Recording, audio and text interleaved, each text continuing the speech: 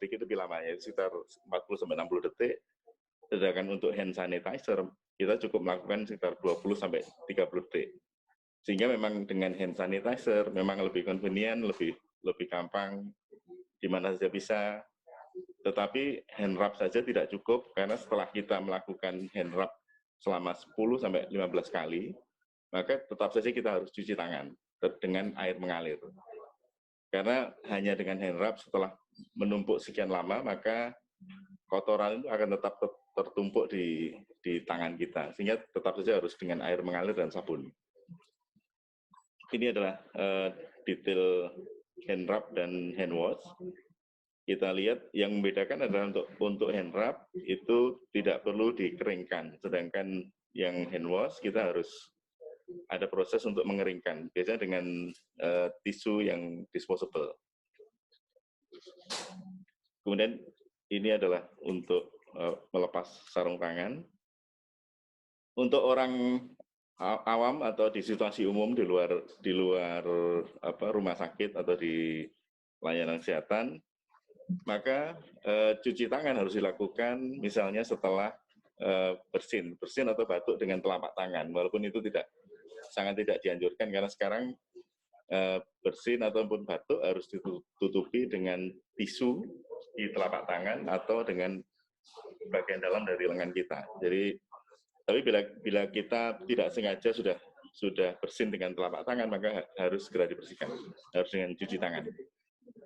Kemudian setelah dari toilet, kemudian sebelum menyiapkan makanan, setelah menyentuh hewan peliharaan, juga sebelum kita melakukan misalnya membantu memegang anak kecil dan sebagainya, maka kita harus rajin untuk cuci tangan. Kemudian kewaspadaan standar berikutnya adalah menggunakan alat pelindung diri. Ini mungkin yang sekarang sedang ngetren istilahnya, karena banyak yang melakukan itu.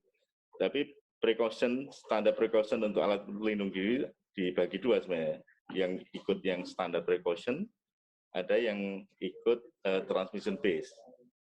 Kalau alat pelindung diri yang ikut di standar precaution itu adalah sarung tangan dan goggle.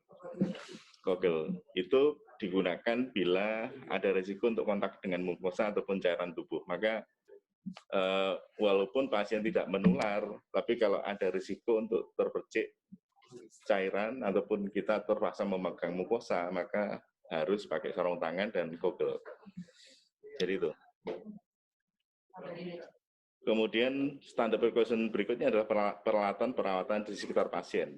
Artinya termasuk stetoskop kita. Stetoskop kita juga harus sering dibersihkan. Misalnya dengan pembersih alkohol, berbasis alkohol. Ini adalah prinsip disinfeksi yang mulai kita gunakan. Disinfeksi selain cuci tangan tadi, maka disinfeksi kedua adalah untuk lingkungan, termasuk alat yang kita gunakan.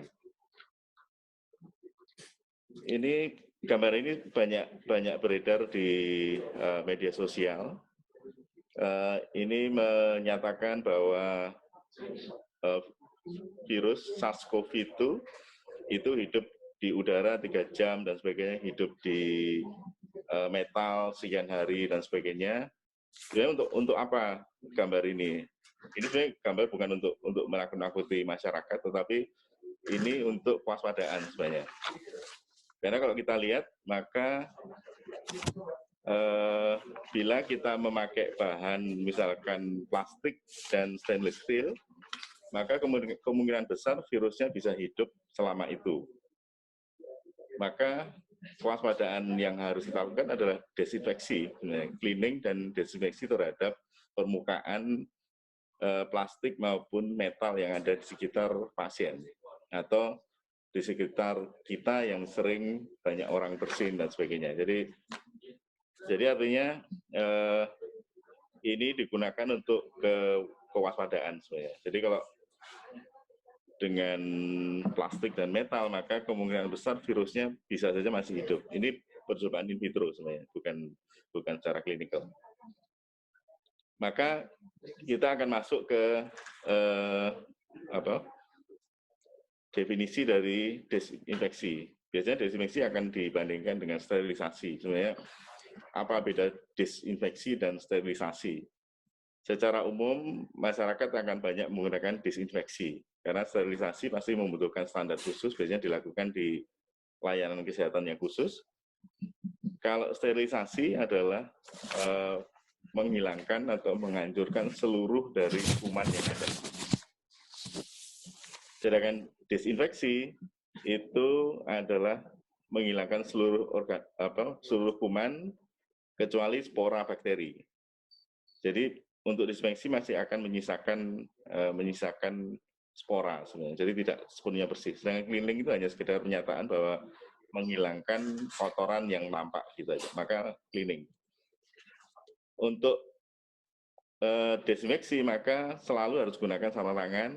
Kemudian untuk permukaan yang bersih cukup dengan air dan sabun. Kemudian kalau desinfeksi maka kita harus setelah mengcleaning, membersihkan dengan air dan sabun, ditambahkan dengan desinfektan. Ada banyak jenis desinfektan, ada di sekitar kita juga. Tapi yang harus diingat bahwa desinfektan itu perlu waktu untuk memberi paparan terhadap mikroorganisme yang di situ, sehingga banyak pabrik menyarankan bahwa penggunaan desinfektan minimal harus tetap basah selama 1 menit, misalkan gitu. Ada banyak jenis desinfektan. Ini adalah contohnya, hidrogen peroksida, kemudian sodium hipoklorit, kemudian yang paling banyak mungkin alcohol solution itu paling banyak dipakai. Kalau di rumah sakit maka kita akan mengenal ada area non kritis, area semi kritis, kemudian area kritis. Kalau area non kritis seperti kantor dan sebagainya cukup dibersihkan dengan air dan deterjen.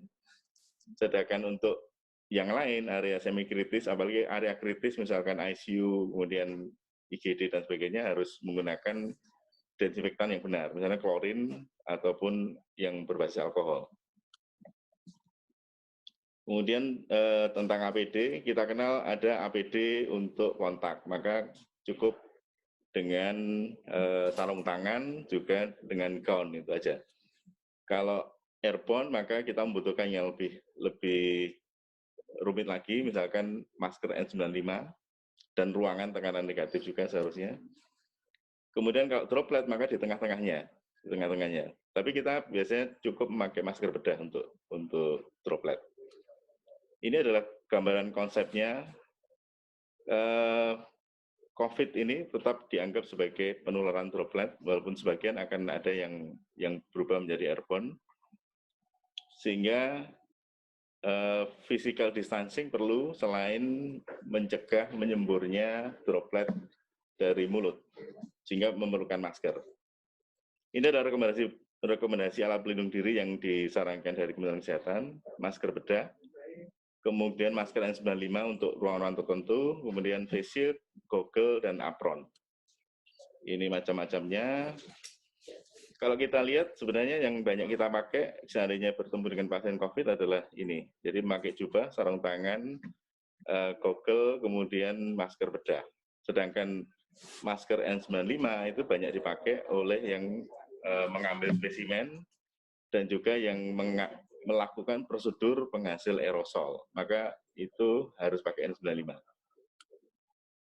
Tentang coverall, di Juknis dari Kementerian Kesehatan ada pernyataan sendiri, ini saya bacakan saja, bahwa COVID-19 itu adalah droplet, bukan kontak dengan cairan tubuh, maka coverall yang sering disebut sebagai APD Ebola itu tidak dipersyaratkan saat mengelola pasien COVID. Tetapi kalau memang dalam situasi wabah seperti ini, maka dengan laju yang tinggi, laju peningkatan kasus yang tinggi, maka penggunaan coverall dianggap dapat memperluas area perlindungan bagi tenaga kesehatan. Artinya, kalau ada coverall bisa dipakai, tapi kalau tidak ada, maka memang itu tidak menjadi syarat untuk mengelola pasien COVID. Secara umum, di ruang-ruang tertentu mungkin memerlukan. Kemudian ini tentang kaidah pemakaian masker.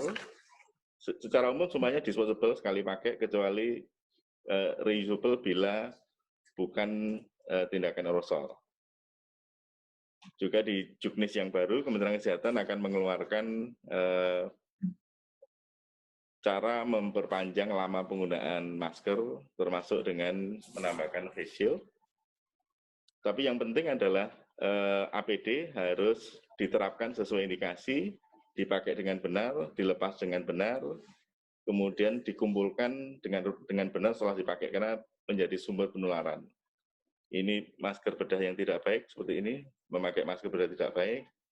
Kemudian ini donning untuk masker N95, artinya untuk urutan memakai masker itu harus benar juga. APD harus dipakai dengan benar urutannya, ini contohnya untuk memakai apron, kemudian APD juga harus dilepas dengan benar. Ini sudah. Kemudian kaidah transmisi airborne untuk COVID terutama ditujukan untuk prosedur yang menyebabkan aerosol, antara lain bronkoskopi, intubasi trakea, juga pemberian tekanan pada saat kita melakukan resusitasi jantung paru yang dianggap bisa mengeluarkan produk berupa aerosol. Maka untuk situasi sekarang, maka sebaiknya tetap pakai masker untuk mencegah menularkan dan tertular COVID. Kemudian jaga jarak setidaknya 1-2 meter, cuci tangan secara rutin dan benar, bersihkan lingkungan kerja dengan benar, dan pakai APD sesuai indikasi dan kebutuhan, dan digunakan dengan benar. Ya mungkin itu yang dari kami. Assalamualaikum warahmatullahi wabarakatuh. Terima kasih Dr. Mustafa. Sangat menarik. Akan kita banyak bicarakan di diskusi, dan kita lanjut ke materi selanjutnya yang akan diberikan oleh Dr. Taufin Marindra.